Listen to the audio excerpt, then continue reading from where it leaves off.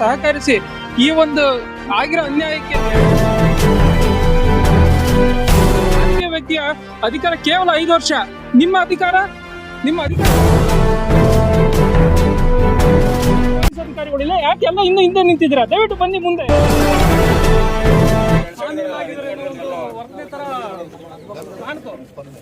ನಮ್ಮನ್ನು ರಕ್ಷಣೆ ಕೊಡುವಂತ ಪೊಲೀಸ್ ಅಧಿಕಾರಿಗಳೇ ಇವತ್ತು ಪ್ರೊಟೆಸ್ಟ್ ಮಾಡಬೇಡ್ರಿ ಅಂದ್ರೆ ನಮ್ಮ ಸಂವಿಧಾನದಾಗ ಏನು ಇಲ್ವಾ?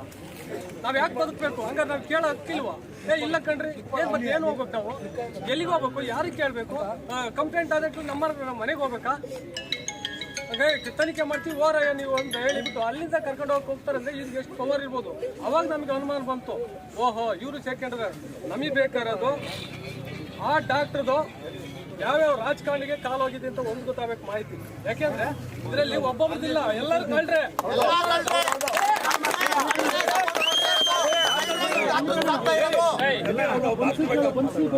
ಇಲ್ಲಿ ನಾವು ಡಾಕ್ಟರ್ ವಿರುದ್ಧನೂ ಅಲ್ಲ, ನಮಗೆ ನ್ಯಾಯಕ್ಕೋಸ್ಕರ ನಾವು ಬಂದಿದ್ದೀವಿ. ಇವರು ಡಾಕ್ಟ್ರು ಈ ಕ್ಷಣದಿಂದ ಮೊನ್ನೆ ಇನ್ನ ತುಮಕೂರಿಂದ ತೀವ್ರವಾಗಿದ್ರೆ ಅಂತ ಗೊತ್ತಾದ್ರೆ ಇಲ್ಲೇ ಶೆಲ್ಟರ್ ಹಿಡಿತಾರೆ ಅಂದ್ರೆ ಮಾಹಿತಿ ನನ್ನಿಂದ ತಪ್ಪಾಗಿದೆ ಅಂತ ಅರಿವಾಗಿದೆ. ಅಲ್ಲಿ ನನ್ಗೆ ಅನುಮಾನ. ಎರಡನೇದು ಅವರ ಫಸ್ಟ್ ಮೊಬೈಲ್ ಸರ್ಚ್ ಆಗಬೇಕು. ಯಾವ್ಯಾವ ರಾಜಕಾರಣಿಗಳು ಅವರು ಕಂಡ್ರೆ ಅವರು ಕೊಲೆ ಮಾಡ್ದಂಗೆ, ಇದು ಡಾಕ್ಟರ್ ಒಬ್ಬರೇ ಕೊಲೆ ಮಾಡ್ದಂಗಿಲ್ಲ, ಇವ್ರಿಗೆ ಸಪೋರ್ಟ್ ಮಾಡ್ತಾರಲ್ಲ, ಸಪೋರ್ಟ್ ಮಾಡಿದ್ರು ಕೊಲೆಗಾರರೇ. ರೀತಿಯಾದ ನಂಬಿಕೆ ಇದೆ, ಯಾವುದೇ ಆದ ದ್ವೇಷ ಇಲ್ಲ. ದಯವಿಟ್ಟು ನಿಮ್ಮ ಈ ಅಧಿಕಾರಿಗಳು ಎಲ್ಲ ನಮ್ಮ ಜೊತೆ ಸಹಕರಿಸಿ ಈ ಒಂದು ಆಗಿರೋ ಅನ್ಯಾಯಕ್ಕೆ ನ್ಯಾಯ ದೊರಕಿಸ್ಕೊಡ್ಬೇಕು. ಯಾವ್ದಾದ್ರು ಒಂದು ಕ್ರೈಮ್ ಆದ್ರೆ ಬಡವರ ಮೇಲೆ ನೀವು ತುರ್ತು ಕ್ರಮ ತಗೊಂತೀರಾ. ಯಾಕೆಂದ್ರೆ ನಿಮ್ಮ ಹತ್ರ ಎಲ್ಲ ಫೆಸಿಲಿಟಿ ಇದೆ, ಟ್ರ್ಯಾಕಿಂಗ್ ವ್ಯವಸ್ಥೆ ಇದೆ, ಪ್ರತಿಯೊಂದು ಲೇಟೆಸ್ಟ್ ಟೆಕ್ನಾಲಜಿಗಳಿದಾವೆ. ಟ್ರ್ಯಾಕ್ ಮಾಡಿ, ಡಾಕ್ಟರ್ ಎಲ್ಲಿದ್ದಾರೆ ಟ್ರ್ಯಾಕ್ ಮಾಡಿ ಕರೆಸಿ. ನಿಮಗೆ ಇವತ್ತು ಅಧಿಕಾರದ ಅವಧಿ ತುಂಬಾ ಇದೆ, ನೀವು ಅದನ್ನ ಉಪಯೋಗಿಸ್ಕೊಳ್ಳಿ. ಯಾಕೆ ರಾಜಕೀಯ ವ್ಯಕ್ತಿಗಳಿಗೆ ಮಣಿತಾ ಇದ್ದೀರಾ? ಒಬ್ಬ ರಾಜಕೀಯ ವ್ಯಕ್ತಿಯ ಅಧಿಕಾರ ಕೇವಲ 5 ವರ್ಷ. ನಿಮ್ಮ ಅಧಿಕಾರ ವ್ಯಾಪ್ತಿ ಏನು? ದಯವಿಟ್ಟು ಇದನ್ನ ಅರ್ಥ ಮಾಡ್ಕೊಳ್ಳಿ. ಪೊಲೀಸ್ ಇಲಾಖೆಯವರು ದಯವಿಟ್ಟು ಮುಂದೆ ಬನ್ನಿ, ಇಲ್ಲಿ ಆಗಿರೋ ಅನ್ಯಾಯಕ್ಕೆ ನ್ಯಾಯ ಕೊಡಿಸಿ. ಇಲ್ಲಿ ನಡೀತಾರ ಹೋರಾಟಕ್ಕೆ ದಯವಿಟ್ಟು ಪೊಲೀಸ್ ಇಲಾಖೆಯಿಂದ ಏನಾದ್ರು ಶಾಮಿಯಾನದ ವ್ಯವಸ್ಥೆ ಮತ್ತೆ ಫ್ರೀಸರ್ಗೆ ಜನರೇಟರ್ ವ್ಯವಸ್ಥೆಯನ್ನು ಮಾಡಿಸ್ಕೊಡಿ. ಇಲ್ಲ ಅಂದ್ರೆ ಡಿಕಂಪೋಸ್ ಆಗುತ್ತೆ. ದಯವಿಟ್ಟು ತುರ್ತಾಗಿ ಡಾಕ್ಟರ್ ಎಲ್ಲಿದ್ದಾರೆ ಟ್ರೇಸ್ ಮಾಡಿ, ನಿಮ್ಮ ಟ್ರ್ಯಾಕಿಂಗ್ ಡಿವೈಸಸ್ ಅನ್ನು ಯೂಸ್ ಮಾಡಿ ಟ್ರೇಸ್ ಮಾಡಿ. ನಾವು ಮನವಿ ಕೊಡ್ಲೇಬೇಕು ಅನ್ನೋದೇನಿಲ್ಲ ಕಾನೂನಲ್ಲಿ. ಈಗ ಆಲ್ರೆಡಿ ನಾವು ಇಲ್ಲೆಲ್ಲ ಸೇರಿದೀವಿ, ಇದೆಲ್ಲ ಮೀಡಿಯಾದಲ್ಲಿ ಬರ್ತಾ ಇದೆ. ನಾವು ಮನವಿ ಕೊಡಬೇಕು ಅನ್ನೋದು ಎಲ್ಲೂ ಇಲ್ಲ ಕಾನೂನಲ್ಲಿ. ನೀವೇ ಈಗ ವಾಲಂಟಿಯರ್ ಆಗಿ ನೀವು ಅಧಿಕಾರಕ್ಕೆ ಬಂದು ಮುಂದೆ ಬಂದು ಆಕ್ಷನ್ ತಗೋಬೇಕು. ಯಾಕೆ ನೀವು ಇನ್ನು ಮುಂದೆ ಬರ್ತಾ ಇಲ್ಲ? ಪೊಲೀಸ್ ಅಧಿಕಾರಿಗಳಿಲ್ಲ, ಯಾಕೆ ಎಲ್ಲ ಇನ್ನು ಹಿಂದೆ ನಿಂತಿದ್ದೀರಾ? ದಯವಿಟ್ಟು ಬನ್ನಿ ಮುಂದೆ. ಬನ್ನಿ ಸರ್, ದಯವಿಟ್ಟು ಬನ್ನಿ ಸರ್, ಇದಕ್ಕೊಂದು ಉತ್ತರ ಕೊಟ್ಟು ಬನ್ನಿ ಸರ್. ಪೊಲೀಸ್ ಇಲಾಖೆಯಿಂದ ಬನ್ನಿ, ಯಾರಿದ್ದೀರ ಮುಂದೆ ಬಂದು ಮಾತಾಡಿ ಬನ್ನಿ ಸರ್. ದಯವಿಟ್ಟು ಬನ್ನಿ ಸರ್, ನಿಮ್ ಸಪೋರ್ಟ್ ನಮಗೆ ಬೇಕು ಸರ್. ಪೊಲೀಸ್ ಇಲಾಖೆ ನಮ್ ಜೊತೆಗಿದೆ. ದಯವಿಟ್ಟು ಸರ್ ಬನ್ನಿ, ದಯವಿಟ್ಟು ಬನ್ನಿ ಸರ್. ದಯವಿಟ್ಟು ಇದರಿಂದ ನಮಗೆ ಎಷ್ಟರ ಮಟ್ಟಿಗೆ ನೀವು ಎಷ್ಟು ಬೇಗ ನ್ಯಾಯ ಒದಗಿಸ್ಕೊಡ್ತೀರಾ ಸರ್? ನಾವು ನೊಂದವರ ಪರವಾಗಿದ್ದೇವೆ. ನಿನ್ನೆ FIR ಮಾಡಿದ್ದೇವೆ, ಪೋಸ್ಟ್ ಮಾರ್ಟಮ್ ಮಾಡಿಸಿದ್ದೇವೆ. ಅಕಾರ್ಡಿಂಗ್ ಟು ನಾವು ಲಾ ಆಕ್ಷನ್ ತಗೊಂತೇವೆ. ಖಂಡಿತ ಸರ್, ನಮ್ಗೆ ಅದ್ರ ಬಗ್ಗೆ ನಿಮ್ಮಲ್ಲಿ ಯಾವುದೇ ಎರಡನೇ ಸಂಶಯಗಳಿಲ್ಲ ಸರ್. ದಯವಿಟ್ಟು ಆದಷ್ಟು ಬೇಗ ಅವರನ್ನ ಬಂಧಿಸಿ ಸರ್.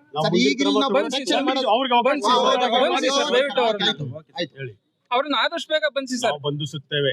ಯಾವ ರೀತಿ ಬಂಧಿಸಬೇಕು ಎಂಬುದು ನಮಗೆ ಗೊತ್ತಿದೆ. ಕರೆಕ್ಟ್ ಆಗಿ ಅವ್ರಿಗೆ ನಿನ್ನೆ ಏನು ಬಂದಿದ್ದಾರೆ ಸ್ಪಂದಿಸಿದ್ದೇವೆ ನಾವು. ಖಂಡಿತ ಸರ್, ಅದ್ರ ಬಗ್ಗೆ ನಮಗೆ ಇಲ್ಲ ಸರ್, ನಾವು ಅದು ಮಾತಾಡ್ತಾ ಇಲ್ಲ. ಅವ್ರು ಕುಂದಿರ್ಸಿ ಮಾತಾಡ್ಸಿದೀವಿ, ಇಮಿಡಿಯೇಟ್ಲಿ ಆಕ್ಷನ್ ತಗೊಂತೀವಿ. ನೀವು ಏನ್ ದೂರ ಕೊಟ್ಟಿದ್ದೀರಿ ಅದೇ ಪ್ರಕಾರ ಕ್ರಮ ತಗೊಂತೀವಿ.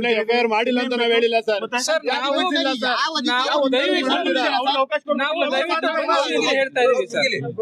ನಾವು ಹೇಳ್ತಾ ಇರೋದು ನೀವು ಆದಷ್ಟು ನಮ್ ಜೊತೆಲಿ ಇದ್ದು ಈ ಒಂದು ಅನ್ಯಾಯಕ್ಕೆ ದಯವಿಟ್ಟು ನ್ಯಾಯ ಒದಗಿಸ್ಕೊಡಿ. ನಾವು ನ್ಯಾಯ ದೊರಕಿಸಿಕೊಡುತ್ತೇವೆ.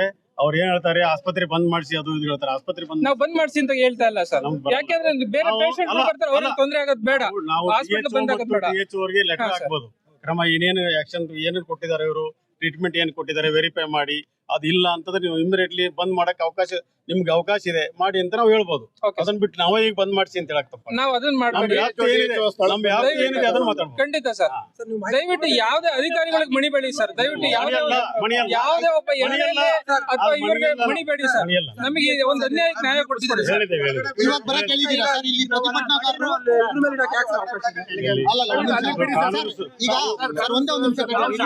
ಮಾಡ್ತೀವಿ. ದಯವಿಟ್ಟು ಅನಾಥವಾಗಿ ಬಿಡಿ, ನಾವು ಅಲ್ಲಿ ಇರ್ತೀವಿ.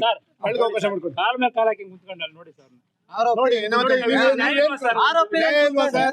ಮಂಜು ಹಂಗೆಲ್ಲ ಮಾತಾಡ್ಬೇಡ, ನನ್ನ ಮಾತು ಕೇಳು.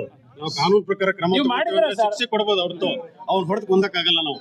ನೀವು ಹೇಳಿದ್ರೆ ಅರ್ಥ ಮಾಡ್ಕೊಳ್ಳೋದು. ಸರ್ ನಾವು ಒಂದೇ ಒಂದು ಕ್ವಶನ್ ಅದ್ರ ಬಗ್ಗೆ ಈಗ ಇಲ್ಲಿವರೆಗೂ ಪ್ರತಿಭಟನೆ ಮಾಡ್ತಾ ಇದೀವಲ್ಲ ಏನ್ ಮಾಡ್ತಿದ್ದೀರಾ ಸರ್? ಇನ್ಫಾರ್ಮೇಶನ್ ಕೊಟ್ಟಿದ್ದೀರಾ ಸರ್? ಕೊಟ್ಟಿದ್ದೇವೆ ನಾವು. ಮಾಡ್ತಾ ಇರೋರು ಅನ್ನಿಸಿದ್ರೆ ಮಾತಾಡ ಕೊಟ್ಟಿದ್ದೇವೆ ನಾವು. ಕೊಟ್ಟಿದ್ದೀರಾ ಸರ್? DHO, ತಹಸೀಲ್ದಾರ್ ಎಲ್ಲರಿಗೂ ಕೊಟ್ಟಿದ್ದೀವಿ. ಪ್ರತಿಭಟನೆ ಮಾಡ್ತಾ ಇದ್ದಾರೆ ಏನ್ ಇಲ್ಲಿ ಸ್ಥಳಕ್ಕೆ ಬರಕ್ಕೆ ಡಿಮ್ಯಾಂಡ್ ಮಾಡ್ತಾ ಇದೀವಿ. DHO ಅವರು ಮತ್ತೆ ತಹಸೀಲ್ದಾರ್ ಅವರು ಇನ್ನೂ ಸ್ಥಳಕ್ಕೆ ಬಂದಿಲ್ಲ ಸರ್. ಅಷ್ಟೇ.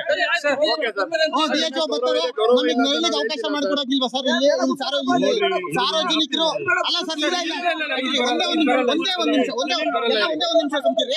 ಇಡೀ ಚಿಕ್ಕನಹಳ್ಳಿ ತಾಲೂಕು ಮಾತಾಡ್ತೀವಿ. ಅಲ್ಲ ಸರ್ ನಾನು ಒಂದೇ ಒಂದು ನಾವು ಒಂದೂವರೆ ಪರವಾಗಿದ್ದೇವೆ ಅಂತ ಮೊದಲು ಹೇಳಿದ್ರೆ ಸರ್ ನಾನು ಅರ್ಥ ಮಾಡ್ಕೊ ನೀನು. ಅರ್ಥ ಮಾಡ್ಕೋಬೇಕು. ಸರ್ ನಾನು ಕೇಳ್ತಿದ್ದೇನೆ ಇಡೀ ಚಿಕ್ಕನಹಳ್ಳಿ ಸಾರ್ವಜನಿಕರೆಲ್ಲ ಈ ಹಾಸ್ಪಿಟಲ್ ಬಂದಿದ್ದಾರೆ, ಬಂದು ದುಡ್ಡು ಕೊಟ್ಟಿದ್ದಾರೆ, ಒಂದೂವರೆ ಪರವಾಗಿದ್ದೇವೆ, 70 ಪರವಾಗಿದ್ದೇವೆ ನಾವು. ಸರ್ ನೀವು ಇದೀರಾ ಮತ್ತೆ ಒಂದು ಘಟನೆ ಇಲ್ಲಿ ಹಾಸ್ಪಿಟಲ್ ಅಲ್ಲಿ ಅನೇಕ ಘಟನೆಗಳಾಗಿದ್ದಾವೆ ಸರ್. ನಿಮಗೆ ಮಾಹಿತಿ ಇದೆ? ಯಾರು ಮುಚ್ಚಿದಾರೆ? ಏನ್ ಪ್ರಶ್ನೆ ಕೇಳ್ತಾರೆ? ಅವ್ರು ತಿಂಗಳು ಮುಚ್ಚಿದ್ರು ಸರ್. ಆಸ್ಪತ್ರೆ ಮುಚ್ಚಿದ ಆದ್ರೆ ಅವ್ರು ಕೇಳಿ ಅದು ಬರಲ್ಲ. ಇಲ್ಲ ನಮ್ಮ ಲಿಮಿಟೇಷನ್ ಇದೆ, ಅದು ಮಾತಾಡ್ಬೋದು. ಈ ಹೋಟೆಲ್ಗೆ ಬಂದು ಮಾತ್ರೆ ಬರ್ಕೊಡಿ ಅಂದ್ರೆ ಇಲ್ಲ ಸರ್. ನನಗೆ ಬರಲ್ಲ. ಏನಾದ್ರು ಫಾಲ್ತು ಆಯ್ತು, ಲೋಪ ಆಯ್ತು ನೀವು FIR ಮಾಡಿಲ್ಲ ಅಂತ ಹೇಳಿಲ್ಲ, ನಿಮ್ ಬಗ್ಗೆ ದೂರ್ತಾ ಇಲ್ಲ ಸರ್ ನಾವು. ದಯವಿಟ್ಟು DHO ಮಾಹಿತಿ ಕೊಟ್ಟಿದ್ದೀರಾ ನಮಗೆ? ಕೊಟ್ಟಿರುತ್ತೇವೆ ಆಯ್ತಾ? ಆ ಸ್ಥಳಕ್ಕೆ ಬರೋವರೆಗೂ ನಾವು ಪ್ರತಿಭಟನೆ ಮಾಡಲ್ಲ ಸರ್. ನೀವು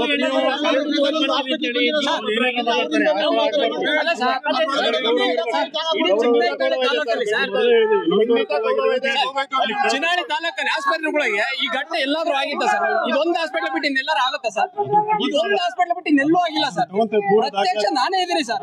ನನ್ಗೊಂದು ಚಿಕ್ಕ ಮಗುನ ಕರ್ಕೊಂಡ್ಬಂದ್ರೆ ಎಲ್ಲ ಟೆಸ್ಟ್ ಮಾಡಿ ನನ್ಗೆ ಏನು ಗೊತ್ತಾಗಲ್ಲ ಅಂತ ಸತ್ಯವಾಗ್ಲೂ ಸರ್ ಎಲ್ಲಿ ಬೇಕಾದ್ರೂ ಹೊಣೆ ಮಾಡಿ ಎದ್ರಿ ಮಾಡ್ತೀನಿ. ಎಲ್ಲ ಟೆಸ್ಟ್ ಫಸ್ಟ್ ಕನ್ಸಲ್ಟೇಷನ್ ಫೀಸ್ 300 ರೂಪಾಯಿ, ಆಮೇಲೆ ಸ್ಕ್ಯಾನಿಂಗ್ 1,500, ಆಮೇಲೆ ಎಕ್ಸ್ರೇ. ಸರ್ ಅವ್ನು ಎಕ್ಸ್ರೇ ತೆಗಿಯಕ್ ಬರಲ್ಲ ಸರ್ ಡಾಕ್ಟರ್ಗೆ, ಸತ್ಯವಾಗ್ಲೂ ಎಕ್ಸ್ರೇ ತೆಗಿಯಕ್ ಬರಲ್ಲ. ಈಗ ಆಯ್ತಣ್ಣ ಅದೆಲ್ಲ ಆದ್ಮೇಲೆ ನನಗೆ ಗೊತ್ತಿಲ್ಲ ಅಂದ್ರೆ ಅವ್ನು ಯಾಕಿರ್ಬೇಕು ಸರ್ ಇಲ್ಲಿ? ಜಾಸ್ತಿ ಬೇಡ.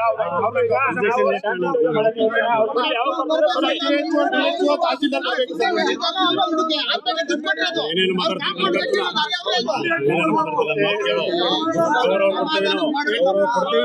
ಹೇಳ್ತೀವಿ. ಮಾಹಿತಿ ಕೊಡಿ ಸರ್.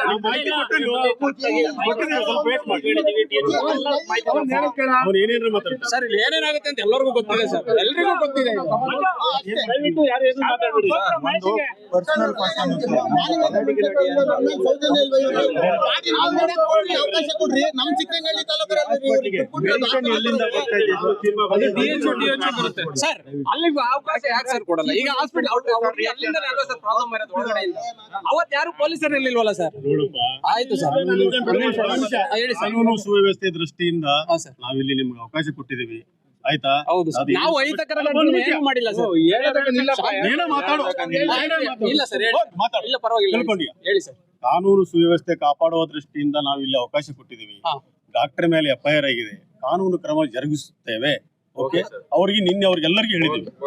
ನೀವು ಅನ್ನೆಸರಿ ಒಬ್ಬರ ತಾರೀಕು ಕಳೆದ ವಾರ 22ನೇ ತಾರೀಕು ಪುಷ್ಪಾವತಿ ಅಂತ ಹೇಳಿ ಕೆಂಪ್ರಾನಿಟ್ಟಿ ಗ್ರಾಮದ 32 ವರ್ಷದ ಮಹಿಳೆ ಒಂದು ಗೌರ್ಮೆಂಟ್ ಹಾಸ್ಪಿಟ್ಲಲ್ಲಿ ಸ್ಕ್ಯಾನಿಂಗ್ ಮಾಡಿಸಿ ಅಂತ ಬರ್ಕೊಟ್ಟಿರ್ತಾರೆ. ಅದ್ರ ಮೂಲಕ ಈ ಆಸ್ಪತ್ರೆಗೆ ಸ್ಕ್ಯಾನಿಂಗ್ಗೋಸ್ಕರ ಬಂದಿರ್ತಾರೆ. 22ನೇ ತಾರೀಕು ಮಂಗಳವಾರ ಮಧ್ಯಾಹ್ನ 12 ಗಂಟೆಗೆ ಬಂದ ತಕ್ಷಣ ಇಲ್ಲಿ ಆಡಳಿತ ವರ್ಗ ಹೇಳುತ್ತೆ ಸ್ಕ್ಯಾನಿಂಗ್ ಡಾಕ್ಟರ್ ಇಲ್ಲ ಅಂತ ಹೇಳ್ತಾರೆ.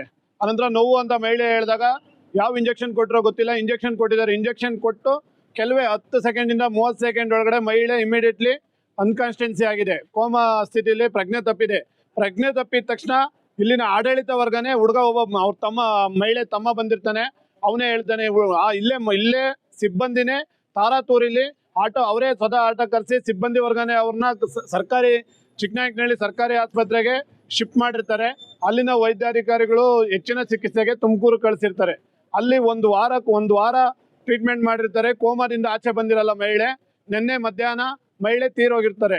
ತೀರೋದ ನಂತರ ತೀರೋದ್ಕಿಂತ 2 ಅವರ್ ಮುಂಚೆ ಕೂಡ ಬಂದು ನಾವು ಚಿಕ್ಕನಾಯಕನಹಳ್ಳಿ ಠಾಣೆಯಲ್ಲಿ ಕಂಪ್ಲೇಂಟ್ ಕೊಟ್ಟಿರ್ತೇವೆ. ಈ ತರ ಆಗಿದೆ, ಹಾಸ್ಪಿಟ್ಲಿಂದ ನಮ್ಮ ಮಹಿಳೆಗೆ ಈ ತರ ಅನ್ಯಾಯ ಆಗಿದೆ ಅಂತ ಹೇಳಿ ಮಧ್ಯಾಹ್ನ 1 ರಿಂದ 2 ಗಂಟೆಯಲ್ಲಿ ಚಿಕ್ಕನಾಯಕನಹಳ್ಳಿ ಠಾಣೆ PSI ಅವರಿಗೆ ನಾವೆಲ್ಲರೂ ಹೋಗಿ ಮಹಿಳೆ ತಮ್ಮ ಮೂಲಕ ಕಂಪ್ಲೇಂಟ್ ಕೊಟ್ಟಿರ್ತೀವಿ, ಈ ತರ ಆಗಿದೆ ನ್ಯಾಯ ಕೊಡಿಸಿ ಅಂತ ಹೇಳಿ.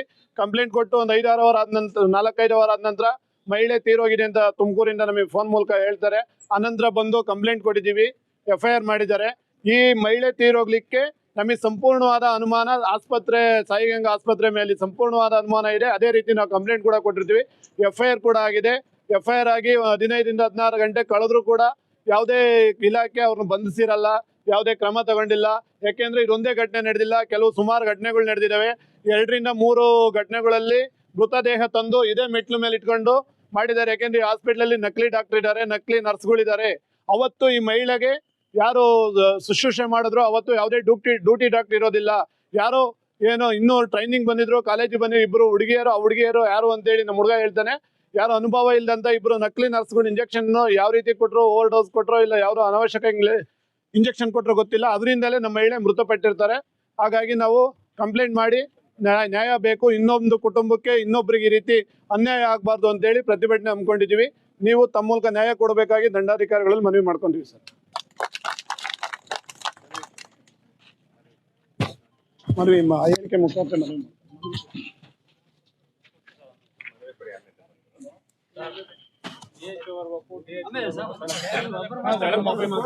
ಈ ಕೂಡಲೇ ಆಸ್ಪತ್ರೆ ಮೇಲೆ ಸಾಕಷ್ಟು ಅಲಿಗೇಷನ್ ಜಾಸ್ತಿ ಐತೆ ಸರ್. ಗೊತ್ತಿರಂಗೆ 3-4 ಪ್ರೊಟೆಸ್ಟ್ಗಳೆಲ್ಲ ಆಗಿದೆ. ಊರಿಂದ ಮಹಿಳೆ ನೀಟಾಗಿ ನಡ್ಕೊಂಡ್ ಬಂದಿರೋದು ನಾನು ಸಾರ್ವಜನಿಕರೆಲ್ಲ ನೋಡಿದ್ದಾರೆ, ಕಾಮರ್ಸ್ ನೋಡಿದ್ದಾರೆ. ಅಲ್ಲಿಂದ ಬಂದಂತ ಮಹಿಳೆ ಇಲ್ಲಿ ತಕ್ಷಣ ಇಂಜೆಕ್ಷನ್ ಕೊಟ್ಟ ತಕ್ಷಣ ಹಂಗೆ ಅನ್ಕಾನ್ಶಿಯಸ್ ಆಗಿ ಬೀಳೋದಾದ್ರೆ ಆಲ್ಮೋಸ್ಟ್ 100 ದಿವಸ ಇಲ್ಲಿ ವೈದ್ಯರ ನಿರ್ಲಕ್ಷ್ಯನೇ ಕಾರಣ ಸರ್. ಇವ್ರು ಏನ್ ಮಾಡ್ತಾರೆ ಅಂತಂದ್ರೆ, ಇವರು ಎಲ್ಲೋ ಇರ್ತಾರೆ, ಡೆಲ್ಲಿಯಲ್ಲಿ ಇರ್ತಾರೆ, ಮುಂಬೈಲಿ ಇರ್ತಾರೆ, ಬೇರೆ ಬೇರೆ ಸಿಟಿಗಳು ಇರ್ತಾರೆ. ಫೋನ್ ಮಾಡೋದು, ಹಿಂಗೆ ಇಂತ ಬಂದಿದ್ದಾರೆ, ಜ್ವರಕ್ಕೆ ಈ ಇಂಜೆಕ್ಷನ್ ಕೊಡಮ್ಮ, ಇಂತ ಬಂದಿದ್ದಾರೆ ಅದಕ್ಕೆ ಕೊಡಮ್ಮ, ಬರೀ ವಾಟ್ಸ್ಆಪ್ ಫೇಸ್ಬುಕ್ ಅಲ್ಲಿ ಇವರು ಮೇಂಟೈನ್ ಮಾಡ್ಕೊಂಡು ಹೋಗ್ತಾರೆ. ಅತಿ ಎಮರ್ಜೆನ್ಸಿ ಕೇಸ್ಗಳನ್ನ ಈ ತರ ಇವರು ಎಲ್ಲೋ ದೂರದಲ್ಲಿ 1000 ಕಿಲೋಮೀಟರ್ ದೂರಲ್ಲಿ ನಿಂತ್ಕೊಂಡು ಇಲ್ಲಿ ಹ್ಯಾಂಡಲ್ ಮಾಡೋದಂತ ಇವ್ರು ಯಾಕೆ ಬೇಕು? ಇಲ್ಲಿ ಹಾಸ್ಪಿಟಲ್ ಅವಶ್ಯಕತೆ ಇದೆಯಾ? ಇವ್ರು ನೀಟಾಗಿ ಬಂದು ನಿಂತ್ಕೊಂಡು ಮಾಡಕ್ಕಿಲ್ಲ, ಮಾಡ್ಬೇಕಿಲ್ಲ, ಮುಚ್ಕೊಂಡು ಹೋಗ್ಬೇಕು ಸರ್. ನಮಗೆ ಅವಶ್ಯಕತೆ ಇಲ್ಲ. ಸಿಟ್ಟಾಕ್ನಹಳ್ಳಿ ಗ್ರಾಮದಲ್ಲಿ ಸಿಟಿ ಒಳಗೆ ಎಷ್ಟೋ ಹಾಸ್ಪಿಟಲ್ಗಳಿದೆ, ಅಲ್ಲೆಲ್ಲೂ ಬರ್ದಂತ ಕೇಸ್ ಇಲ್ಲೊಂತ ಯಾಕೆ ಬರುತ್ತೆ ಅಲ್ವಾ? ಅವರೆಲ್ಲ ಮಾಡೋದು ಮೇಂಟೈನ್ ಮಾಡೋದಿಲ್ವಾ? ಬೇರೆ ಹಾಸ್ಪಿಟಲ್ ಮಾಡೋದಿಲ್ವಾ? ಇವ್ರು ಯಾಕೆ ಈ ತರ ಕೇಸ್ಗಳು ಯಾಕೆ ಮಾಡ್ಬೇಕು? ಇವ್ರು ಏನು ಇವರ ರಕ್ಷಣೆ ಮಾಡ್ತಿಲ್ಲ, ಇವರು ಭಕ್ಷಣೆ ಮಾಡ್ತಿಲ್ಲ ಅಂತ ನಮಗೊಂದು ಪ್ರಶ್ನೆ ಆಗಿದೆ ಸರ್. ಅದರಿಂದ ಇವ್ರು ನಮಗೆ ಬೇಕಾಗಿಲ್ಲ. ಚಿಕ್ಕನಾಯಕನಹಳ್ಳಿ ತಾಲೂಕಿನಲ್ಲಿ ಈ ಹಾಸ್ಪಿಟಲ್ ಇರೋದು ಬೇಕಾಗಿಲ್ಲ ಸರ್. ಯಾಕಂದ್ರೆ ಸಾರ್ವಜನಿಕರು, ರೈತರು ಬರ್ತಾರೆ, ಬಡವರು ಬರ್ತಾರೆ, ನಿರ್ಗತಿಕರು ಬರ್ತಾರೆ, ಅಮಾಯಕರು ಬರ್ತಾರೆ ಸರ್. ಸುಮ್ಮನೆ ಜಾಸ್ತಿ ಫೀಸ್ಗಳು ಕಲೆಕ್ಟ್ ಮಾಡಿ ಅವ್ರನ್ನ ಲಾಸ್ಟಿಗೆ ಸಾಯಿಸಿ ಕಳ್ಸೋದು ನ್ಯಾಯ ಸಿಗುತ್ತೆ ನಮಗೆ? ನೀವು ನಿಮ್ಮ ಮೂಲಕ ಈ ಮುಖಾಂತರ ಕೇಳ್ಕೊಳ್ಳೋದು ಇಷ್ಟ, ನಮಗೆ ಬಡ ರೈತರಿಗೆಲ್ಲ ನೀವು ನ್ಯಾಯ ಕೊಡಿಸ್ಬೇಕಾಗುತ್ತೆ. ತಡಬರಯ್ಯ. ಈಗ ಏನಾಗಿದೆ ಅಂದ್ರೆ, ನಮ್ಗೆ ಇಲ್ಲಿರೋ ಪೊಲೀಸ್ ಇಲಾಖೆ ಮೇಲೆ ಅನುಮಾನ ಬಂದಿದೆ. ಕಾರಣ ಏನಪ್ಪಾ ಅಂದ್ರೆ, ನಾವು ನ್ಯಾಯಯುತ ಸಮೇತ ಪ್ರೊಟೆಸ್ಟ್ ಮಾಡ್ತೀವಿ ಅಂದ್ರೆ ಈ ತರ ವ್ಯವಸ್ಥೆ ಮಾಡಿದ್ರೆ ಅದು ಯಾವ ಪ್ರಭಾವ ಅಂತ ನಿಮ್ ಮಾಧ್ಯಮದವ್ರಿಗೆ ಗೊತ್ತಾಗ್ತಾ ಐತೆ. ಈಗ ನಮ್ಮ ಹೋರಾಟ ಏನಪ್ಪಾ ಅಂದ್ರೆ, ಸಂಬಂಧಪಟ್ಟ ಇಲಾಖೆ ಅಧಿಕಾರಿಗಳು, ಸಂಬಂಧಪಟ್ಟ ಇವರು ಖಂಡಿತ ಇಲ್ಲಿ ಬರಲೇಬೇಕು.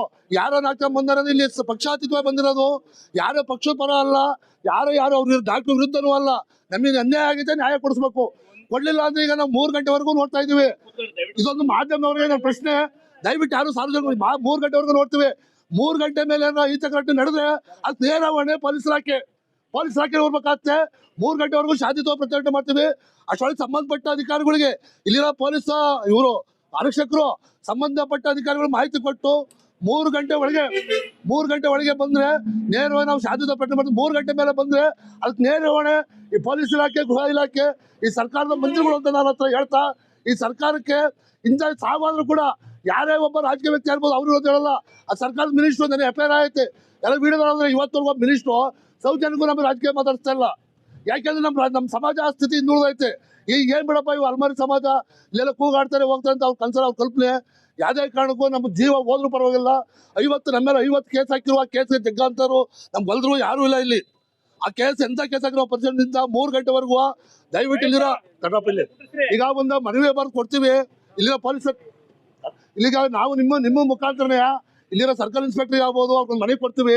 3 ಗಂಟೆವರೆಗೂ ನಾವು ಶಾಂತಿಯುತ ಪ್ರತಿಭಟನೆ ಮಾಡ್ತಾ ಇದ್ವಿ.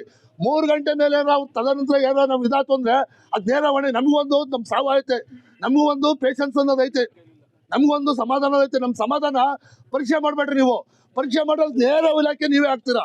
ನೋಡ್ರಿ ಇಷ್ಟ ಆಗೈತೆ ಮಾಡಿ ತಂದಿರಾ. ಈಗಲೂ ಈ ತಕ್ಷಣಕ್ಕೆ ನಮ್ಗೊಂದು ಸ್ವಲ್ಪ ನಳ್ಳಿ ವ್ಯವಸ್ಥೆ ಅವ್ರು ಮಾಡಲೇಬೇಕು. ಪೊಲೀಸರು ಮಾಡಲಿಲ್ಲ ಅಂದ್ರೆ ಇಲಾಖೆನೇ ಮಾಡಬೇಕು.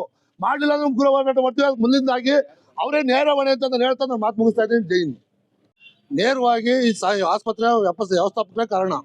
ನಮ್ಗೆ ಏನು ಅನುಮಾನ ಇದೆ ಅಂದ್ರೆ, ಈ ಪೊಲೀಸ್ ಸಿಬ್ಬಂದಿಯಿಂದ ಈ ರಾಜಕೀಯದ ಒತ್ತಡದ ಕೈಗೊಂಬೆಯಾಗಿ, ಈ ಪೊಲೀಸ್ ಸಿಬ್ಬಂದಿಗಳು ರಾಜಕೀಯದ ಒತ್ತಡದ ಕೈಗೊಂಬೆಯಾಗಿ ಇದರಲ್ಲಿ ನೇರವಾಗಿ ಹೇಳ್ಬೇಕು ಅಂದ್ರೆ ಸರ್ಕಾರದ ಹಸ್ತಕ್ಷೇಪ ಐತೆ. ಸರ್ಕಾರ ಲೆವೆಲ್ಗೆ ಇವರು ಪ್ರಭಾವಿ ಡಾಕ್ಟರ್ ಅವನೇ. ಇವ್ರು ಏನಪ್ಪಾ ಅಂದ್ರೆ ನನಗೆ ಮಿನಿಸ್ಟ್ರು ಗೊತ್ತು, ಈ ಸಂಬಂಧಪಟ್ಟ ಮಿನಿಸ್ಟ್ರುಗಳು ಅವೆಲ್ಲ ಬಿಟ್ಟು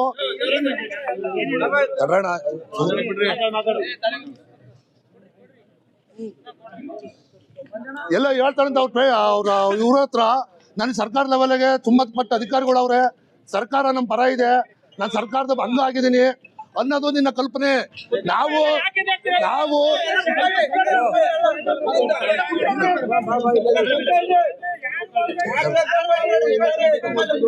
ಈ ಸರ್ಕಾರ ಕೊಟ್ಟಿರೋದು ನಾವು ಕೊಟ್ಟಿರೋ ಭಿಕ್ಷೆಗಳು. ಈ ಸರ್ಕಾರದ ನೇರವಾಗಿ ಈ ಸಿಬ್ಬಂದಿಯಿಂದ